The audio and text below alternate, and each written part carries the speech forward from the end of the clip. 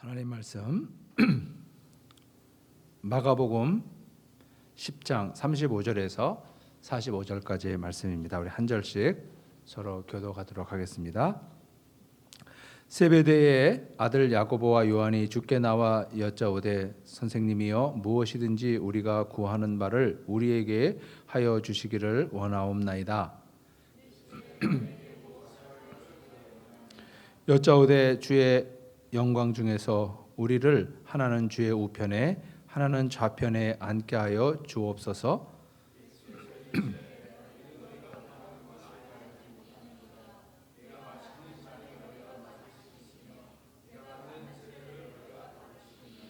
그들이 말하되 할 수 있나이다. 예수께서 이르시되 너희는 내가 마시는 잔을 마시며 내가 받는 세례를 받으려니와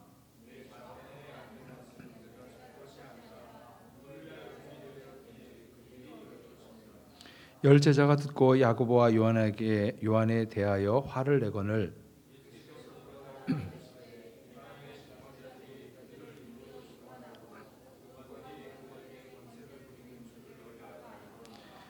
너희 중에는 그렇지 않을지니 너희 중에 누구든지 크고자 하는 자는 너희를 섬기는 자가 되고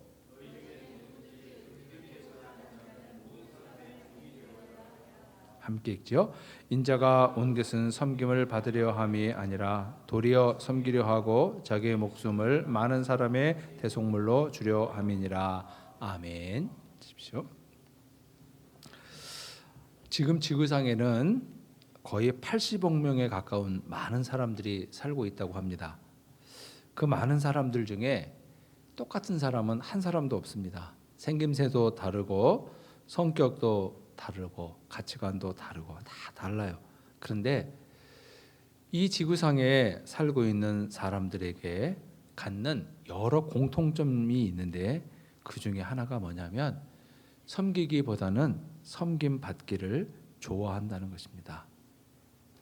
사람들이 아주 치열하게 경쟁하며 살아가는 이유도 우리가 좀 따지고 보면 섬기는 자리에 있기보다는 섬김을 받는 자리에 있기 위해서라고 말할 수가 있어요. 사람들은 자기가 섬기는 자리가 아니라 섬김 받는 자리에 있으면 성공한 인생이라고 좋아하고 섬기는 자리에 있게 되면 실패한 인생이라고 실망합니다. 우리나라 사람들, 특별히 한국 남자들은 섬김 받는 것을 얼마나 좋아하느냐면 자기가 죄를 짓고도 경찰관 앞에서 너 나 누군지 아냐고 오히려 큰 소리를 칩니다. 요즘에 그게 별로 효과가 없다는 걸 알면서도 그렇게 허세를 부려보는 거예요. 제가 지난번에 한국에 가서 사람들이 쓰는 말 가운데 잘 모르는 말이 있었는데 그게 하차감이라는 말입니다. 하차감.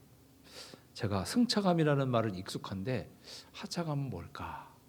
승차감은 잘 알잖아요. 차를 탔을 때 좀 이렇게 편안하고 안정적인 거, 그걸 승차감이라고 하는데 요즘에는 승차감은 다 좋아서 대세가 하차감이라는 거예요. 하차감이 뭐냐 물어봤더니 차에서 탁 내렸을 때 사람들이 부러운 시선으로 쫙 바라봐주는 것, 그게 하차감이라는 거예요. 그 하차감을 위해서 젊은 사람들도 무리를 해서 아주 유명 브랜드 외제차를 산다는 거야. 큰 차, 좋은 차를 타다가 쫙 내리면 주변 사람들이 쫙 바라보는 그 맛에 그 많은 돈을 주고 세계적인 유명 메이커의 차들을 산다는 거야. 그래서 정말 서울 시내를 이렇게 다니다 보니까 예년에 비해서 세계적인 유명 메이커 차들이 훨씬 더 많이 보였습니다. 왜 사람들이 하차감을 선호할까? 나 무시하지 말라고. 나 이런 사람이라고. 나 무시받을 사람 아니라는 것을 이렇게 보여주는 거죠. 섬김을 받기를 좋아하는 것은 옛날 사람이나 오늘날 사람이나 동양 사람이나 서양 사람이나 차이가 없습니다.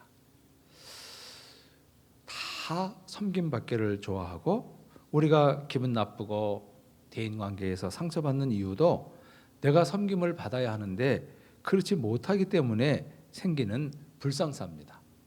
예수 그리스도의 몸으로 존재한다는 교회 안에서도 이러한 다툼이 있고 갈등이 있는 원인도 따지고 보면 내가 섬김을 받아야 하는데 그렇지 못한 것에서 오는 경우가 굉장히 많이 있습니다.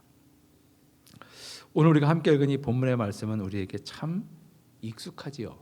그래서 본문에서 다루고 있는 사건도 결국에는 무엇이냐면 섬김기보다는 섬김을 받고자 하는 데서 원인에 대해서 그 다툼이 생긴 것입니다.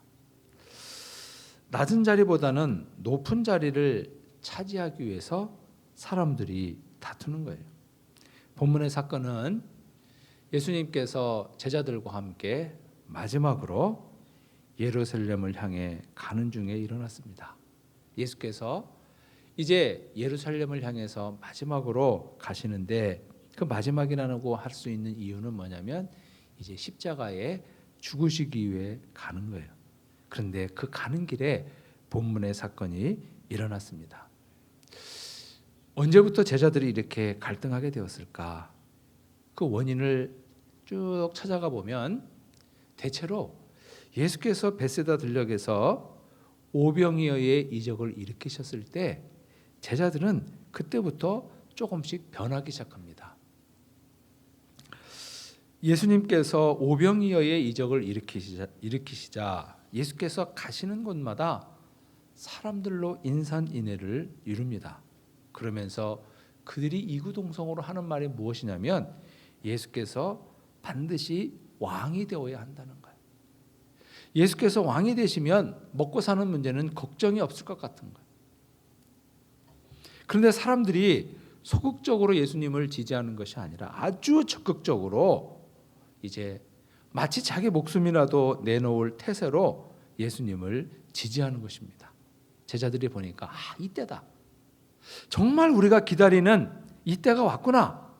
정말 이제 예수님께서 예루살렘에 도착하시면 예루살렘에서 예수님께서 왕이 되실 것 같은 거예요. 그런데 제자들은 답답해요. 이제 조금만 더 가면 예루살렘인데 예수님께서 예루살렘에서 왕이 되시면 어떤 정부의 형태를 만들고 누구에게 무슨 일을 맡기고 누구에게 무슨 말을 맡긴다는 그런 계획이 있어야 되는데 그거에 대해서 일체 말씀하시질 않는 거예요. 제자들은 속으로는 답답했지만은 먼저 나서서 말할 수는 없었어요. 먼저 나서서 말하면 다른 제자들로부터 혹은 예수님으로부터 저 사람 속물이구나. 그런 평가를 들어서 오히려 자기가 손해볼 것 같은 생각 때문에 나서지를 못하고 있었는데 그래서 서로 눈치만 보고 있었는데 이 야고보와 요한이 먼저 나선 겁니다. 그러면서 이 야고보와 요한 이 형제들이 예수님께 뭐라고 노골적으로 요구하냐면 주님이 이제 곧 왕이 되시면 저 형제를 주님의 다음 자리 그 다음 권력의 자리에 저희를 세워주십시오 이렇게 부탁하는 거예요. 그러니까 야고보와 요한은 자기들은 그런 요구를 주님 앞에 할 수 있다는 계산을 한 거죠. 왜냐하면 야고보와 요한은 베드로와 함께 예수님의 핵심 제자예요. 3명의 핵심 제자예요. 예수님께서는 가장 중요한 곳을 가실 때, 중요한 결정을 할 때는 언제나 베드로, 야고보, 요한 3명의 제자와 함께 하셨습니다. 예수께서 변화산상에 오르실 때도 이 3명의 제자들을 데리고 가셨고 십자가를 앞에 두시고 겟세마네 동산에서 기도하실 때도 이 3명의 제자들과 함께 하셨습니다. 그렇기 때문에 나름대로 야고보와 요한은 우리 형제들은 그렇게 예수님의 핵심 제자이기 때문에 당연히 그러한 권력의 자리를 차지해도 된다는 생각을 하는 거예요. 이의를 제기한다면 베드로는 이의를 제기할 수 있지만 다른 제자들은 제기할 수 없을 것이라고 생각을 하는 거죠. 그런데 다른 제자들도 다른 자기 나름의 방식을 갖고 계산을 한 겁니다. 그러다 보니까 이 야고보와 요한의 이 요구가 주님 앞에 인사청탁하는 이 부탁이 너무나 부당한 거예요. 그래서 이 다른 제자들이 야고보와 요한을 꾸짖습니다. 마치 그 모습은 뭐냐면 야고보와 요한을 제외한 10명의 제자들은 자기들은 전혀 권력을 탐하지 않는다는 듯이 그런 것에는 아무런 관심이 없는 것처럼 보이는 거예요. 그러나 예수님께서는 그들의 마음을 아십니다. 그래서 무슨 말씀을 하시냐면 오늘 우리가 관심을 두고 보고자 하는 이 말씀을 하시는 거죠. 예수께서 이 땅에 오신 이유가 무엇인지를 본문을 통해 말씀하고 계신 것입니다. 예수님의 제자들은 3년 동안 예수님과 동거동락을 했습니다. 함께 먹고 함께 살고 함께 자고. 그런데 그 긴 기간을 함께 지냈음에도 불구하고 섬김을 받고자 하는 그 죄의 본성은 그대로 갖고 있었던 거죠. 예수께서는 직접적으로 자리를 요구하는 야고보와 요한, 그러나 그 속마음은 숨기면서도 여전히 자리를 요구하는 다른 제자들의 모습을 보면서 크게 다르지 않은 것을 봅니다. 그런 제자들을 향해서 예수님이 이 땅에 섬기기 위해 오셨고 많은 사람들을 구원하시기 위한 대속물이 되기 위해서 오셨다, 이렇게 말씀하시는 거예요. 근데 여러분 정말 이상하지 않아요? 예수께서 이 땅에 섬기기 위해 오셨고 대속물이 되기 위해 오셨다라고 하는 이 말씀은 예수님의 핵심 가치, 핵심 사역을 말하는 것인데 어떻게 제자들은 이렇게 중요한 예수님이 추구하는 이 가치를 3년이 지나도록 모를 수 있었을까? 예수님께서는 이렇게 중요하게 여기시는, 왜 예수께서 이 땅에 오셨고 무엇 때문에 공생애를 시작하셨는지 그 가장 중요한 예수님의 사역의 목표와 삶의 목표를 여러 번 말씀하셨을 텐데 왜 제자들은 몰랐을까요? 분명히 예수님은 이러한 예수님의 사역의 목표가 중요하기 때문에 여러 번 말씀으로도 하셨을 것이고 여러 번 행동으로도 직접 보여주셨을 것입니다. 예수님은 제자들이 알아듣지 못하는 말로 하신 것이 아니라 제자들이 너무너무 잘 아는 아람어로 말씀하셨을 거예요. 그런데 제자들은 예수님께서 섬기러 오셨다라고 하는 그 말씀을 귀로 듣기는 들었지만 마음에 새기지는 못했던 거죠. 그렇기 때문에 이 자리를 둘러싼 제자들의 갈등이 계속되는데 그것이 구체적으로 드러난 사건이 무엇이었냐면 예수께서 잡히시기 전날 최후의 만찬의 자리에서 그대로 일어납니다. 예수께서 유월절 만찬을 제자들과 마지막으로 함께 하시기 위해서 마가의 다락방에 모여듭니다. 예수님과 제자들이 다 모여들었는데도 아무도 나서서 예수님과 제자들의 발을 씻겨주는 사람이 없습니다. 아주 조용하지만 침묵 가운데 아주 치열한 신경전이 펼쳐지고 있는 거예요. 네가 나가라, 네가 나가라. 나는 아니다. 그럴 때 예수께서 일어나셔서 제자들의 발을 씻겨주셨습니다. 왜 그런 일이 일어날까? 사람들은요, 글을 읽을 때나 말을 들을 때 항상 자기가 듣고 싶은 것만 들어요. 그래서 사람들끼리 다툴 때 보면 내가 그때 그런 말 했잖아 이렇게 얘기해. 근데 언제 네가 그런 말을 해? 이래요. 근데 이 사람이 분명히 했는데 저 사람은 그 관심이 없었던 거예요. 그 사람은 언제나 자기가 관심 있는 것만 들어요. 성경을 읽어도 내게 은혜가 되고 내게 마음에 남는 것은 내가 관심이 있는 것이 남지, 관심이 없는 것은 읽어도 들어도 그냥 스쳐 지나가는 거예요. 제가 몇 년 전에 플로리다 올랜도에 있는 어느 교회를 방문한 적이 있는데, 그 교회 게시판에 보면은 출애굽 잘합시다 이렇게 써 있어요. 그리고 주보에도 출애굽을 잘합시다 이렇게 써 있어요.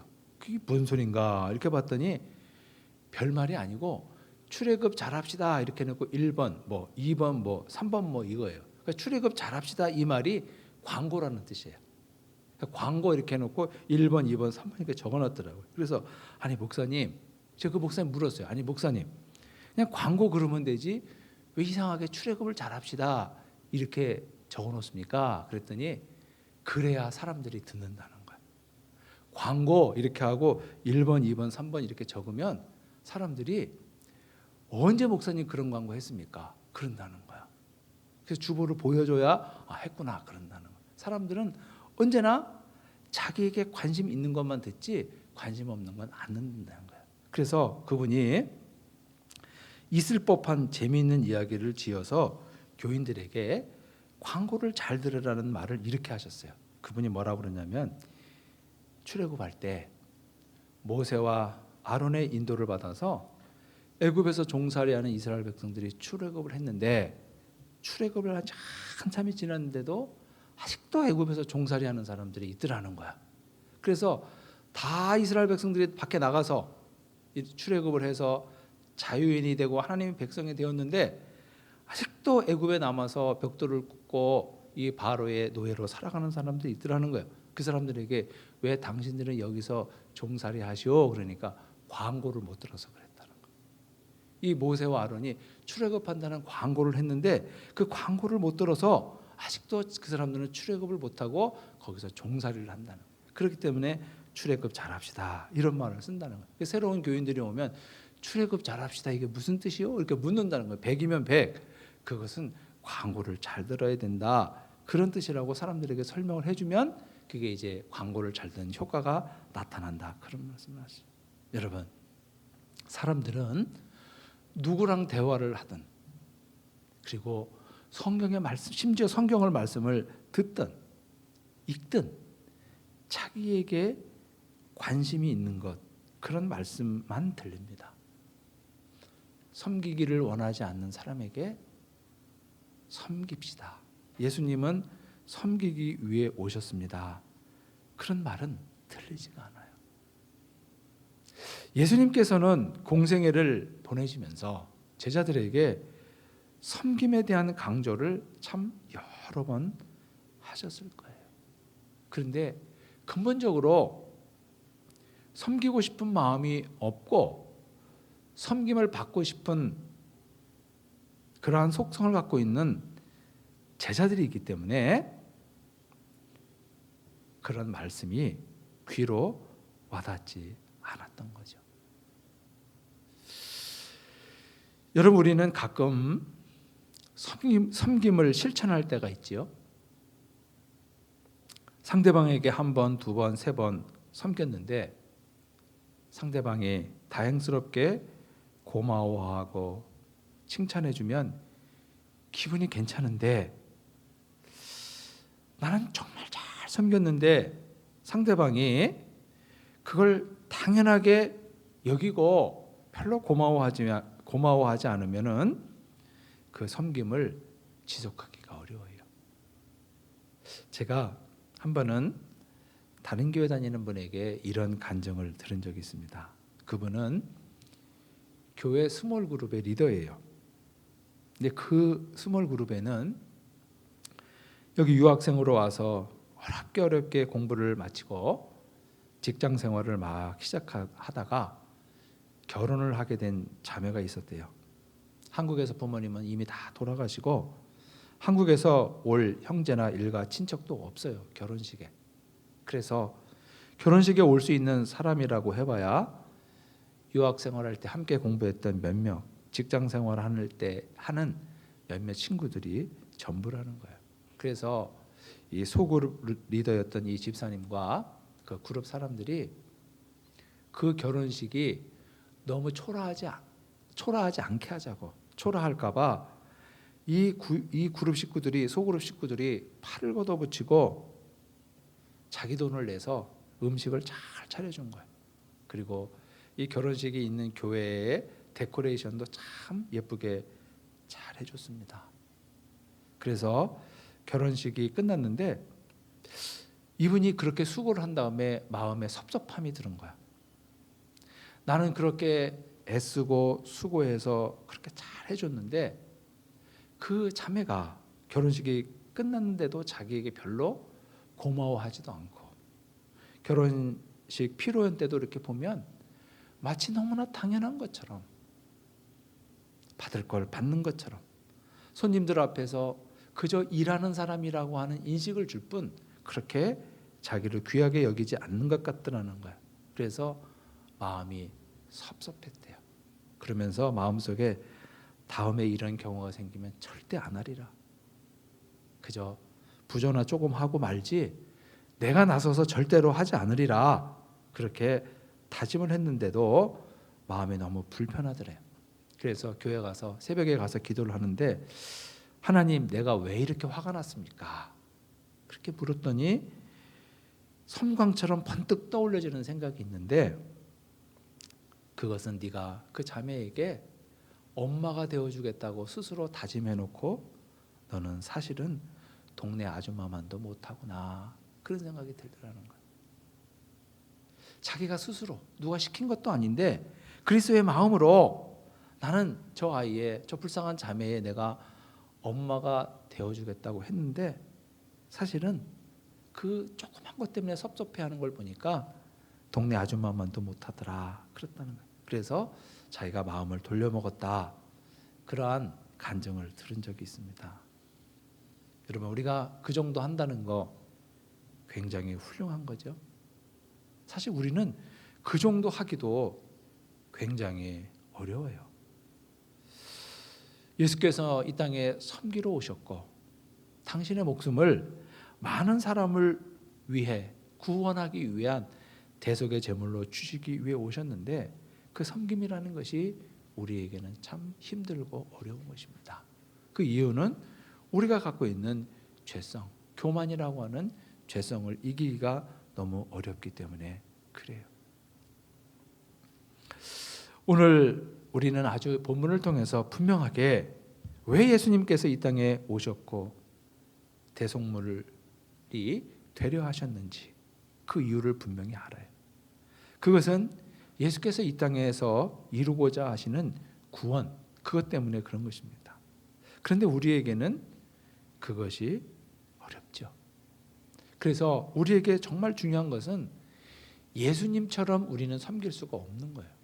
그러나 우리가 우리의 삶 속에서 할 수 있는 아주 작은 섬김, 그것을 우리가 찾아서 하는 것도 우리에겐 너무너무 큰 가치가 있는 것입니다. 예수께서 최후의 만찬 자리에서 제자들에게 발을 씻겨주시면서 하신 말씀이 뭐냐면, 너희도 이같이 하라는 거예요. 너희도 이같이 서로 발을 씻겨주면 너희들의 그런 모습을 보면서 사람들이 너희가 내 제자인 줄을 알 것이라고 말씀을 하셨습니다. 제가 한국에서 부목사를 할 때 그 교회 돌아가신 목사님이 돌아가신, 제가 부임하기 전에 훨씬 전에 한 10년 전에 돌아가신 목사님이 있었는데 그분이 아주 존경을 받는 분이에요. 그 익산이라고 하는 도시가 작은 도시고 그 원광대학이 아주 큰 대학인데 그 대학이 이 도시 경제에 굉장히 영향을 미칩니다. 그 학생이 한 2만 5천 명 되는데 이 여름 방학, 겨울 방학이 되면은 이 시내에서 장사하는 사람들과 택시하는 사람들이 굉장히 어려워해요. 그래서 그 목사님은 그 교회 계실 때 어떻게 했냐면은 여름 방학 때 한 번, 겨울 방학 때 한 번 교인들에게 다음 주에는 교회 나올 때 승용차 갖고 오지 말고 택시 타고 오라 그래. 다음 주에는 우리 교인들이 전부 다 택시를 타고 교회 오라고. 그리고 거스름 돈은 받지 말라고. 그러면은 교회 옆에 어떤 분들은 정말 그 목사님의 말씀을 신실하게 듣는 분들은 교회 옆에 사는데도 일부러 한 바퀴 돌아가지고 교회를 와요. 그래서 이제 기본 요금인데 뭐 그때 한 800원 나오면은 1,000원 주고 내리는 거예요. 근데 그거를 몇 년 이렇게 하다 보니까 1년에 2번씩 여름에 한 번, 겨울에 한 번 하다 보니까 사람들이 그 교회 이제 우리 교회가 그 교회는 정말 신실한 교회야. 그 사람들이 인정을 해주는 거예요. 그 목사님이 또 주부들에게 늘 당부하는 게 뭐냐면 시장에 가서 물건값 깎지 말라고. 시장에 가서 두부 1,000원, 콩나물 1,000원어치 사면서 한 줌 더 달라고 그러고 100원 깎아달라고 그러고 하지 말고 그냥 달라는 대로 다 주라고. 그거 얼마 안 하니까. 근데 그렇게 하니까 그 말을 진실하게 따르는 분들이 있고 따르지 않는 분들이 있잖아요. 근데 따르는 분들 때문에 시장 사람들이 교회 사람들을 좋아해요. 여러분, 우리가 할 수 있는 섬김은 이 정도예요. 우리가 다른 사람에게 조금 배려하는 거, 그 조그만 그 배려를 통해서 상대방은 나를 볼 뿐만 아니라 내가 믿는 하나님을 보는 거예요. 우리가 살아가면서 인간관계를 맺으면서 어려울 때가 있잖아요. 어려울 때가 있는데 나에게 마귀처럼 느껴지는 존재도 사람이고요, 천사처럼 느껴지게 하는 존재도 사람입니다. 저 사람을 보면 정말 하나님께서 저 사람을 보내서 나를 위로하는 것 같은 그런 느낌을 주는 사람이 있고, 저 사람은 마귀하고 친구인가 하는 느낌을 주는 사람도 있는 거예요. 그럴 때 우리가 다른 사람에게 내가 살아가는 동안에 몇 번이라도 따뜻한 사람이 되고 저 사람이 나를 통해서 천사를 느낄 수 있게 몇 번이라도 할 수 있다면 우리는 참 가치 있는 거죠. 내가 다른 사람에게 선을 행하고 다른 사람에게 그리스도의 따뜻함을 전해주는 그 일은 굉장히 가치 있는 일입니다. 왜냐하면 그 모습을 통해서 사람들은 하나님을 보기 때문에 그렇습니다. 제가 익산에 섬기던 그 교회는 호남에서는 제일 큰 교회이고 한강 이남에서 제일 크다 그랬는데, 그 교회가 그러다 보니까 이 사람들에게 굉장히 좋은 인상을 줍니다. 그 사람들이 다른 교회 사람들이 교회 가자 그러면 이 기왕교회 갈 거면 내가 신광교회 가지 이렇게 얘기를 해요. 그 일 때문에 사람들이 이렇게 자기 차를 가지고 교회에 오는 게 아니라 그날은 아예 교회 주차장을 문을 닫아버립니다. 그러니까 택시를 타고 오는 거예요. 그러면 그 사람, 이 시내에 있는 사람들, 그래서 대학이 이제 방학을 해서 별로 일거리가 없는데 그날 하루는 아침부터 사람들이 사부 예배까지 계속 왔다 갔다 하면서 조금 수입을 올려요. 그러면 교회에 대해서 너무너무 고마워해요. 여러분, 우리가 이 지역사회에 살면서 물건을 사거나 다른 사람을 대할 때 조금 더 내가 조금 더 줄 수 있다면 사람들은 우리를 조금 다르게 볼 것입니다. 우리는 예수님처럼 아주 대단히 거창한 섬김, 십자가에 못 박힌다든지 다른 사람을 위해서 대속물로 준다든지 이런 섬김은 우리에게 불가능합니다.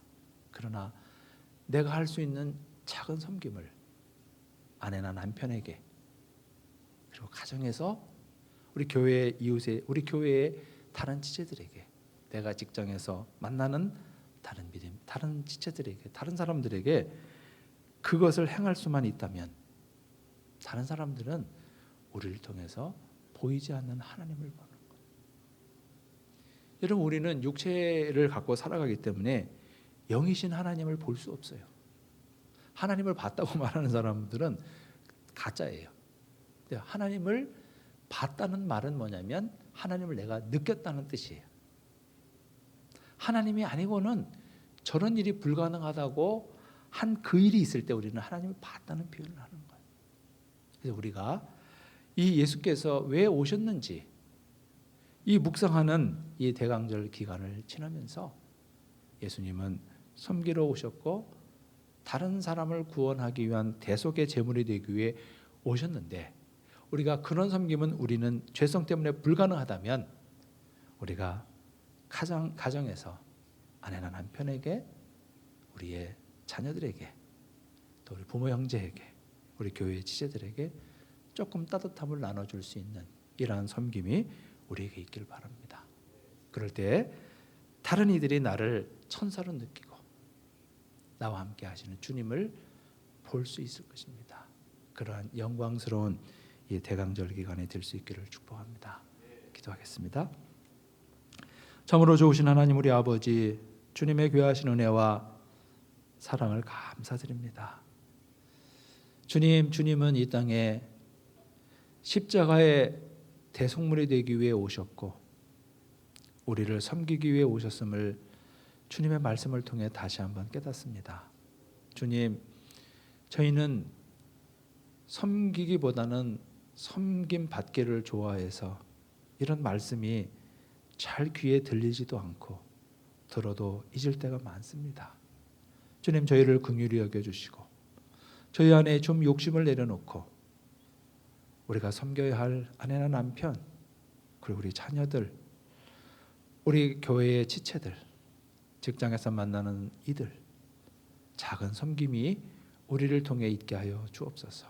그래서 정말 우리 각자가 누군가에게 하나님의 천사로 느껴질 수 있는 그런 은혜를, 그런 은총을 우리가 누릴 수 있도록 아버지 우리에게 복을 내려 주옵소서.